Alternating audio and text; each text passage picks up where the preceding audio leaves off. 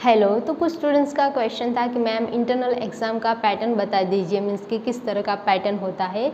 तो सबसे पहले मैं आपको बता दूं कि इंटरनल एग्ज़ाम का कोई फिक्स पैटर्न नहीं होता, उसमें आपको डिफरेंस देखने को मिल सकते हैं कॉलेज वाइज, क्योंकि कॉलेज वाइज उसका जो मार्क्स का वेटेज होता है उसमें डिफरेंस देखने को मिलता है, उसकी वजह से उसके पैटर्न में भी डिफरेंस देखने को मिल सकता है। फिर भी मैं आपको एक आइडियल पैटर्न बता दूँ जो कि हमारे यूनिवर्सिटी का जो पेपर होता है वैसा ही होता है।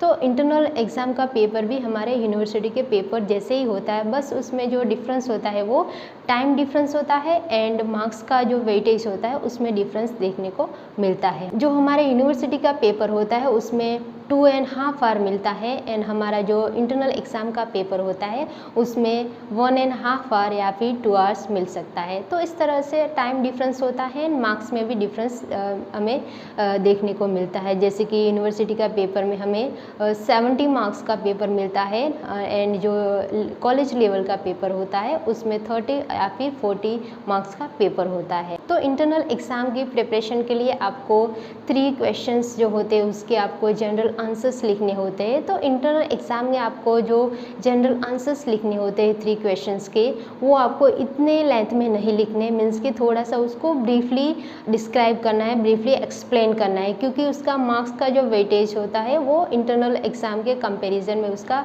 मार्क्स का वेटेज कम होगा, इसलिए आपको इतनी लेंथ में नहीं एक्सप्लेन करना जितना हम यूनिवर्सिटी एग्ज़ाम में उसको एक्सप्लेन करेंगे।